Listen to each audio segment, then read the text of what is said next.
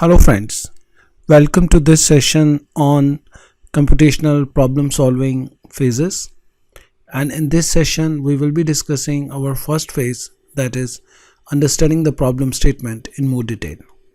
Let us start this session. So actually we can define the problem as a relationship between some initial information we have as input and some desirable results we wish to achieve as output. So during understanding the problem, we focus only on input and output.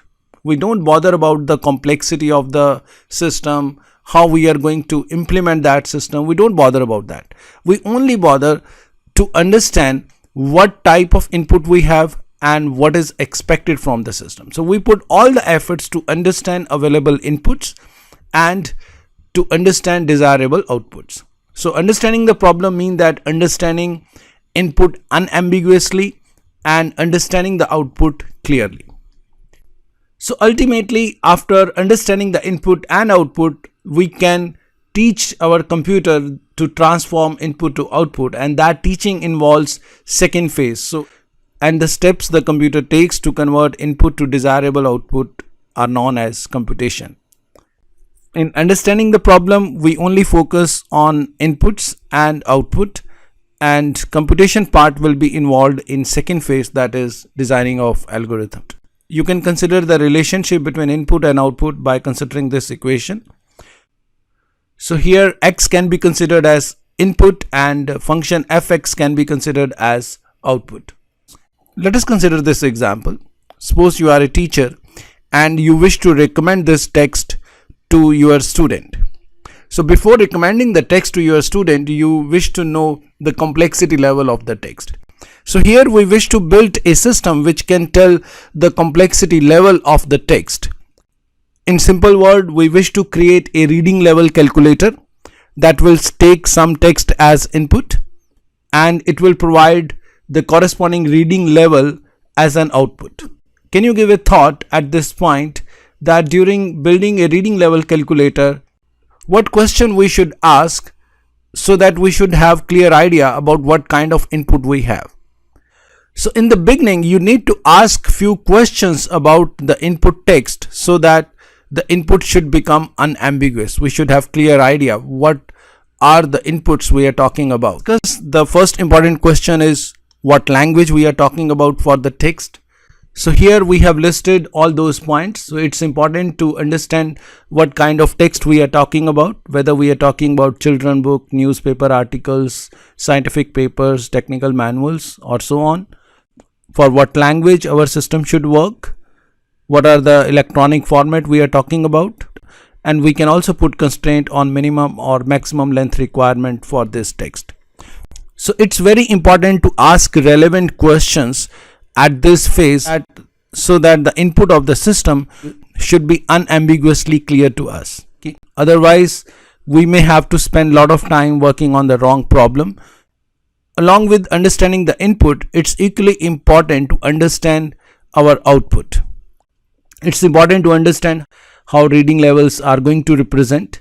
Is it an integer value which refers to a school year, or fractions are also allowed? For example, if reading level is 4.7, it means we are referring to grade 4 student who has spent 7 months in that particular grade. We can also make it clear what are the minimum and maximum allowed values. So in first phase, we put a lot of effort to understand our input and outputs for the system. This is also called as functional abstractions, which describe how to use the tool or a system without necessarily providing any knowledge about how it works. Here our system can be considered as a black box, as we don't know anything about our system. We only know how to access this system by providing relevant inputs, and we know that this will provide us our desirable output. So in functional abstraction, we only know about input and output or how to use the system, but we know nothing about how this system works. So the working of system is completely hidden from the end user, and user only know how to interact with the system. And this is very common example in all the complex system we uses. For example, whenever we visit ATM machine, It is an excellent example of functional abstraction. We only know how to withdraw the money, but we have no idea how this complex machine is working. We press few buttons and we get the money. So everything is hidden, and this is an excellent example of functional abstraction. We can also consider our mobile as a functional abstraction, because as an end user we know we have to touch few icons and then we can make the call or access our email and so on. We have no idea how this mobile works from hardware point of view. And you can take multiple examples. For example, car is also another example of functional abstraction. When we drive the car, we only use brakes, steering wheel, gas pedal, and we have no idea how engine actually works. We just use our input and output interfaces to drive the car. So here in phase 1, we focus only on understanding the problem statement, and as I mentioned here, we only look at input and output aspects. So that's why this is also considered as functional abstraction. So this is all about this session, and in next session we will discuss in detail about our second phase of problem solving approach, and that is designing an algorithm.